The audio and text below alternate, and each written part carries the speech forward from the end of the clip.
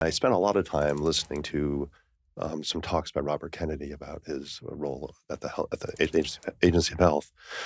And one of the things the main point he kept making is that to make America healthy again, we need to make American science healthy again.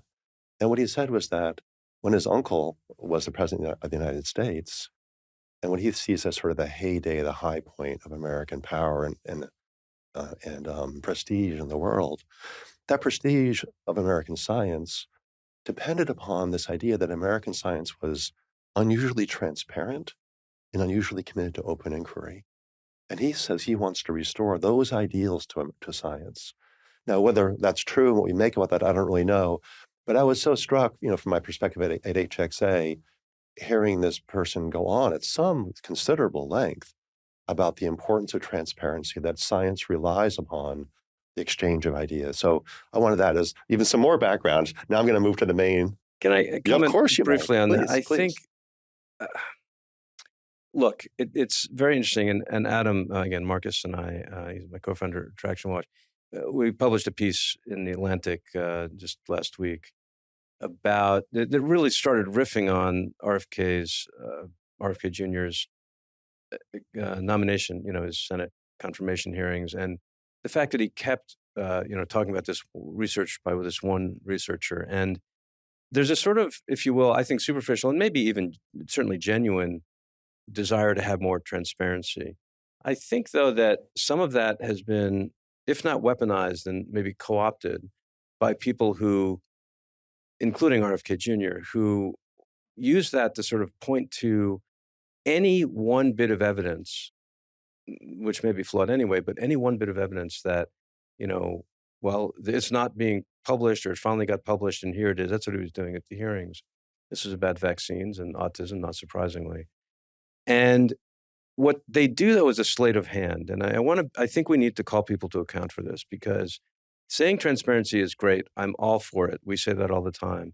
And I doubt that you would disagree, John, right?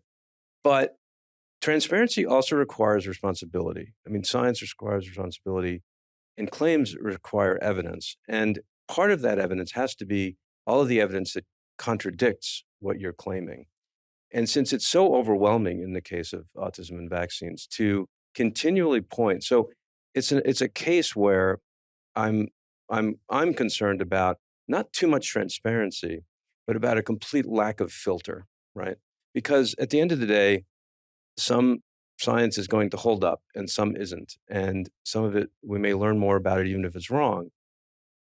But transparency is great, but it's got to come. It's like with great power comes great responsibility. With great transparency comes the need to filter and be, skeptical of things that you disagree with. Let me ask you about the executive order of January 20th that the government now hereby recognizes only two genders, male and female. And they don't say sex, they say genders, which is relevant, as we'll see in a moment. Just help me understand the pathway from that executive order, that declaration, to claims that I'm hearing from some of our members and some of my team members as well, I'll add, that the executive order seems to require that there be no mentioning of terms such as gender, transgender, lesbian, bisexual, gay, and I could even add more terms, non-binary, but also terms like exclusion and other terms I could add in addition to that. What's the pathway between an executive order saying that there are two genders, which I think is meant to be part of the fight back against transgender ideology in the broader cultural context? What's the pathway from that to research, and how has research been affected by that order? So it's the big question. So here we are. So here we are. And so I think one of the things to just point out, it's not the major point here, but one of the things to just point out is that the United States, and again, I'm not a political scientist, we recognize certain countries exist, right? We recognize that China exists. We recognize there is a place in the world called Taiwan. We recognize that there's a place in the world, different places that are contested, let's call it that. Now, it's one thing to say, this is our official position, but you want to have a conversation about any of it, go for it. Like, we may disagree with that position. As the State Department, we won't do X, Y, or Z, but you want to have that conversation. That's what's not happening is the second half of that. So it's one thing to say, we recognize, and I'm not here to argue for or against recognizing two genders. It's such a complicated issue that, I don't claim to be a good student of it, a trained student of it. However, what I do see is beyond that, you can't talk about it. You cannot have a discussion of whether or not, you cannot include, as you pointed out, certain words that would at least imply, if not directly endorse the idea that we're wrong about that, or that there are more than two genders or two sexes, right? And that's where I think that has a very pernicious effect on science. Just in the sense of, like, literally now they have to scrub things the way, Stalin or Lenin would have scrubbed, texts they didn't like. But also because it basically means you can't study that, or you can't publish anything if you're a government employee or government funded. You can't publish anything about that. Why would you want to shut down inquiry like that? And I think that, and again, as part of the larger set of orders and the larger set of statements and pronouncements, this is basically saying to scientists, you can only do what we want you to do. It's going to drive a lot of people, I think smart, talented, hardworking people, who might come up with the next big idea or big treatment or what have you, away from it. Because why deal with that? Let me ask a question that may seem and actually be simple-minded. So there's an executive order saying that the government recognizes two genders, male and female. If I'm a scientist, could I write a paper that argues for that position? That says, in fact, there are no other genders than these two? The order seems to allow that. Or does it? Because when I asked you, and what I keep hearing from people is that the order seems to require that there not be mentions Right. of terms such as gender, transgender, lesbian, blah blah blah. But is that what the order is that the way the order is being received and the impact, or is that required by the order? Is this a misunderstanding of the order? Because I'm not sure it's better to say you can only have research on this question if you argue in a particular way. That seems highly directive on the part of the government and very anti-open inquiry in a whole variety of ways. But that's different than saying these terms can't be mentioned. Which world are we in?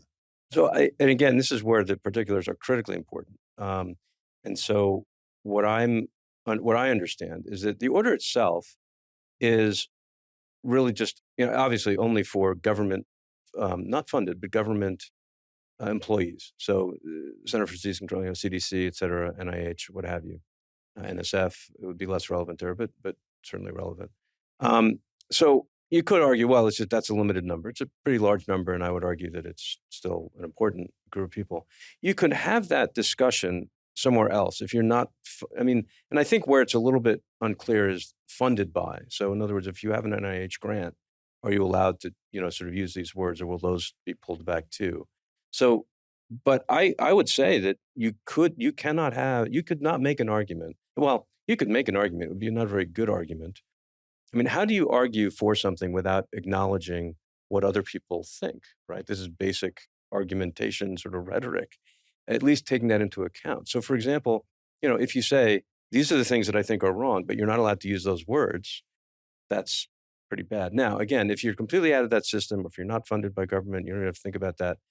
Theoretically, you could still publish whatever you wanted. What I'm seeing, though, is that everyone is interpreting this as, when you do that, you will be targeted in some way. Maybe they will audit your university. Maybe they'll audit. This is starting to happen.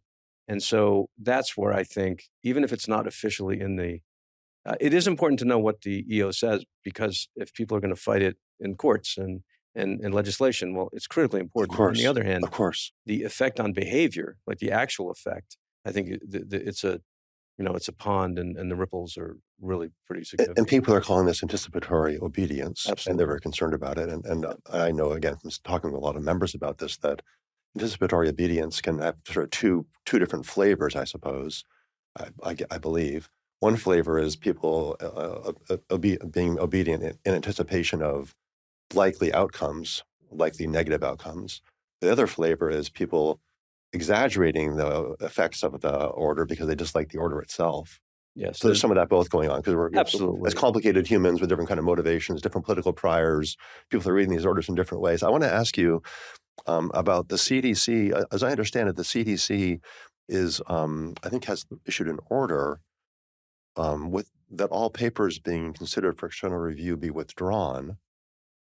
So papers are out for external review, the normal process of science, science evaluation, and there's an order saying that those papers under review be withdrawn from external review and being required to pass through a pre-review by someone in the Trump administration or some agency.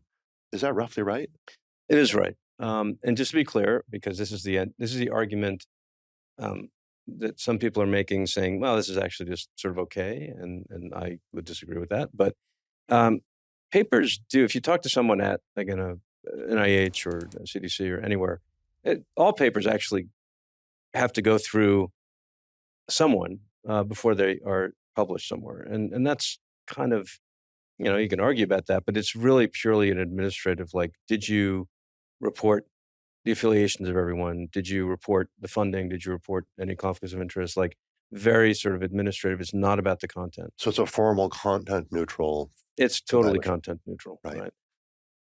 But in this case, it is not content neutral. And I'm not even sure they're interested in all those administrative issues. They're interested in making sure that certain words aren't in these papers. We keep on moving to the words. I'm still just puzzled by that because as I read the executive order, and I'm not a lawyer, but I read it a couple of times to sort of see what I could make of it. I didn't see them saying you can't speak certain words. Am I misunderstanding this? Well, again, what they're doing it in a couple different ways, right? So, I'd have to go back and look, and I'm not disputing what you're saying at all. Saying I want to fact check it for myself. I'd need to go back and look at what the executive order actually says in terms of words.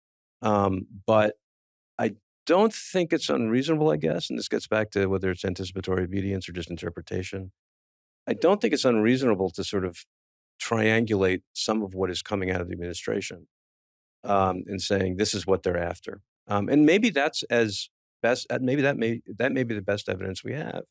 And again, I don't rely on people taking screenshots and posting them on social media of Sure. this thing coming out. Sure. I think we need a better level of evidence than that.